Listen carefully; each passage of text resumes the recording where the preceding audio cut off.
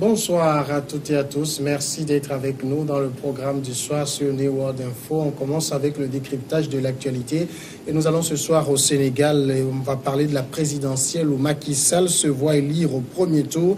Le Sénégal vote le 24 février prochain pour une élection que le président sortant confronté à une concurrence inhabituellement clairsemée dans un pays friand de débats démocratiques, compte bien remporter dès le premier tour face à celui qui veut piloter la deuxième phase 2019-2023 de son plan Sénégal émergent. Seuls quatre adversaires rescapés du nouveau système de parrainage et des décisions judiciaires qui ont éliminé deux rivaux potentiels espèrent contrarier ses ambitions, à commencer par l'ancien Premier ministre Idrissa Seck, candidat pour la troisième fois. On va en parler avec Mamadou Diouf, notre éditorialiste. Bonsoir Mamadou Diouf. Bonsoir Samuel. Déjà, est-ce qu'il y a pour Macky Sall une gloire personnelle à se dire « je suis élu dès le premier tour » ?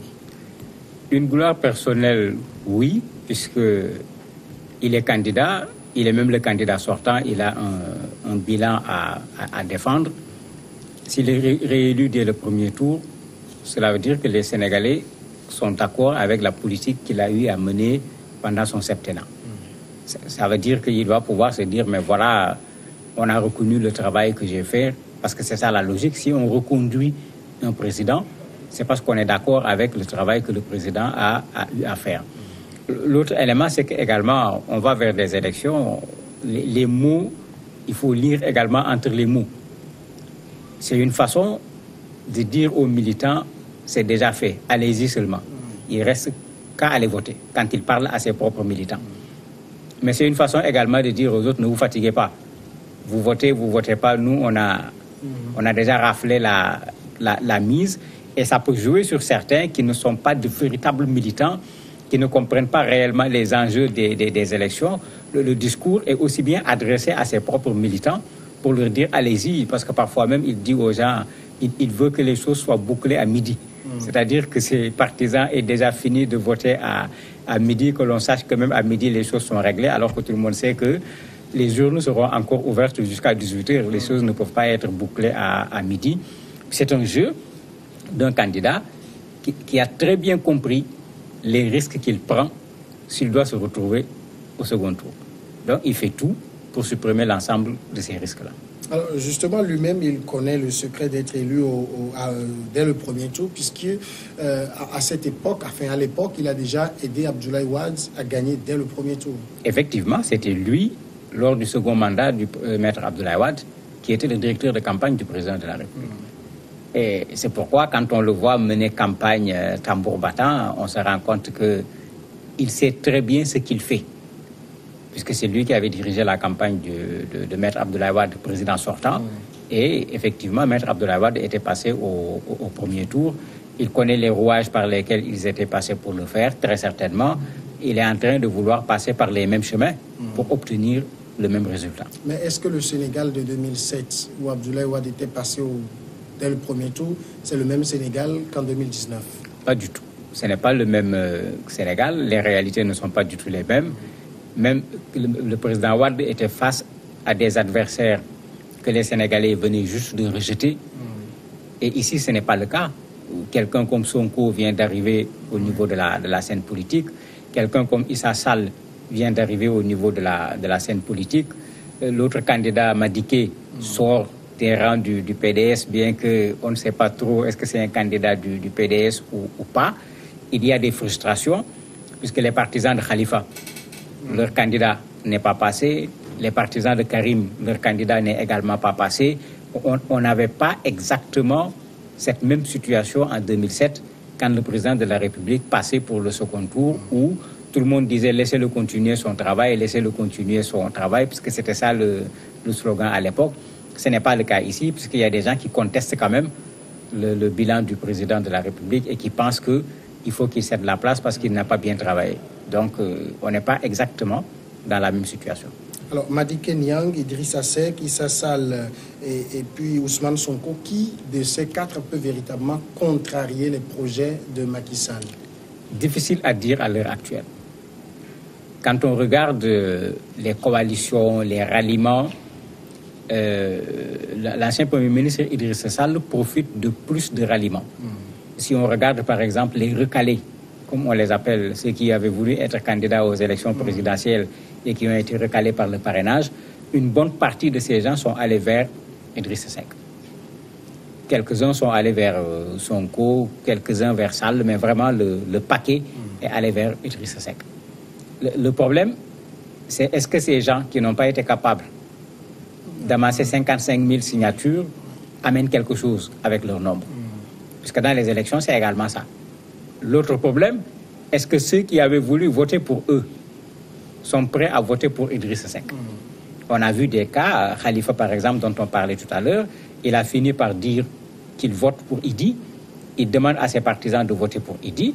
On a vu quelqu'un qui était considéré comme un khalifiste par excellence, qui est le maire de la Médina, qui a convoqué ces gens. Tout le monde s'attendait à ce qu'il donne un mot d'ordre. Lui, il a dit à ces gens que chacun vote selon sa conscience.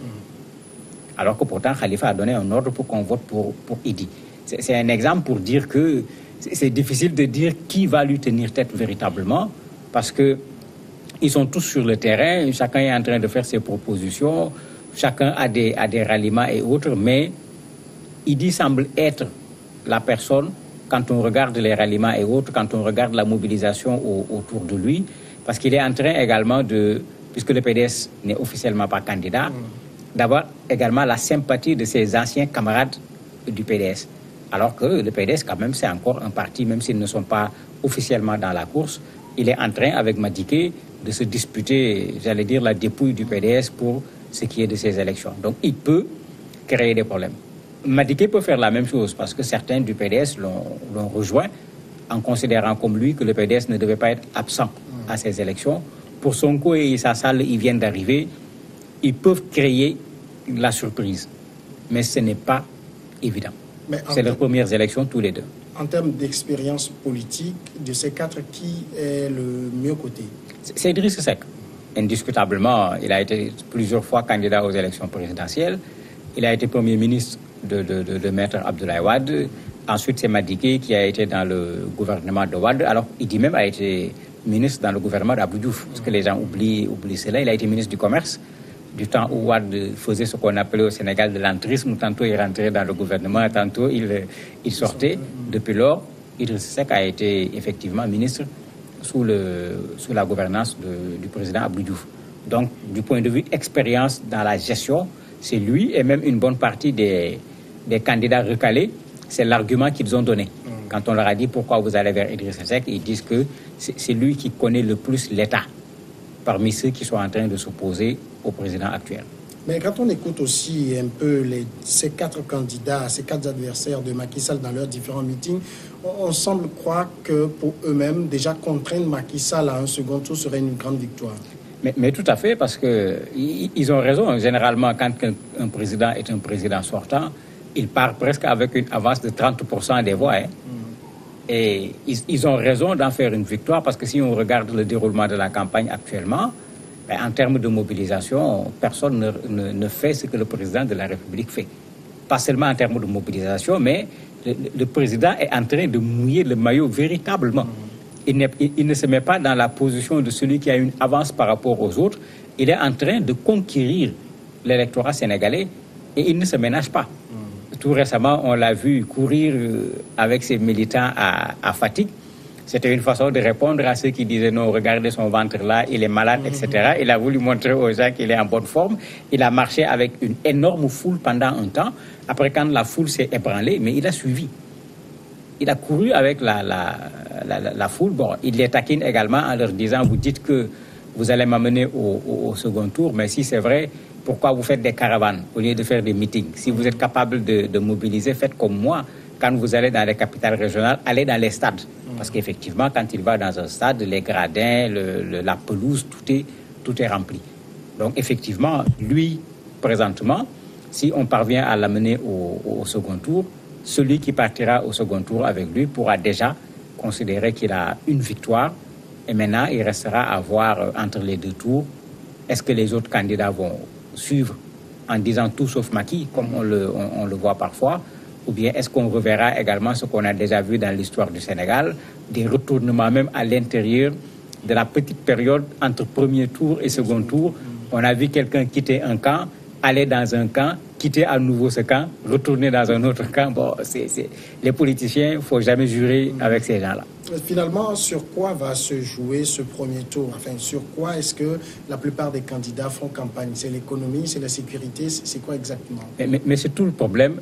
Le président sortant a un bilan. Malheureusement, il a un bilan pour les concurrents.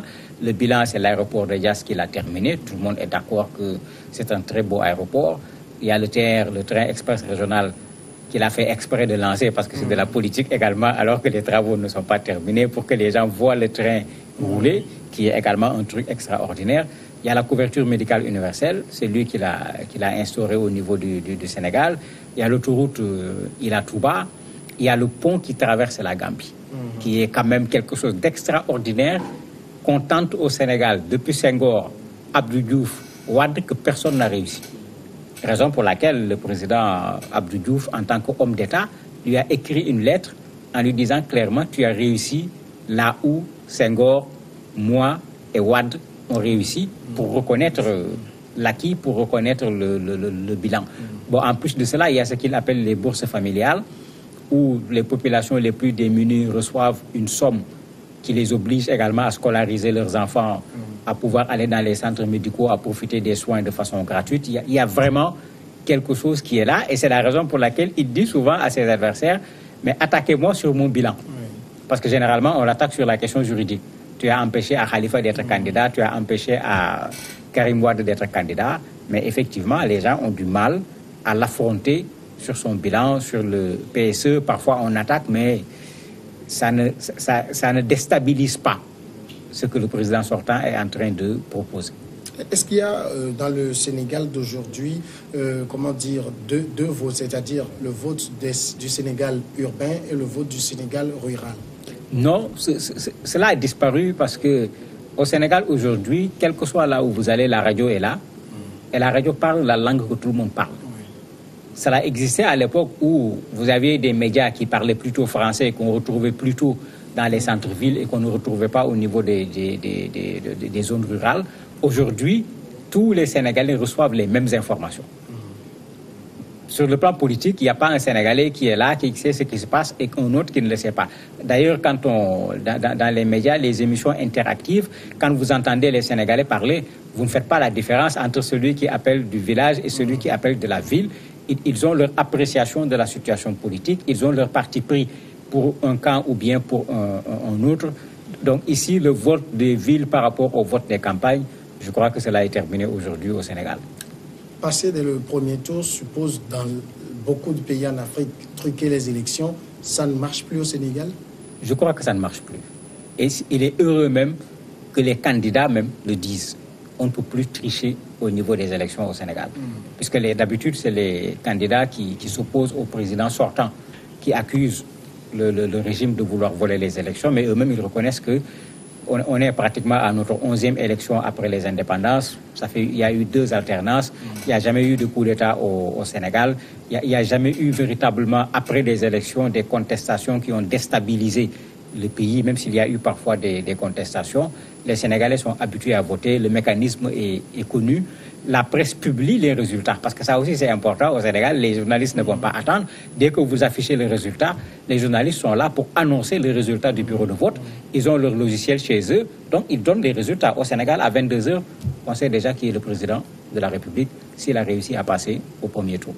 Mamadou Diouf, merci d'avoir répondu à nos questions. C'est moi qui vous remercie. On observe maintenant la pause et après on passe à l'invité de cette soirée.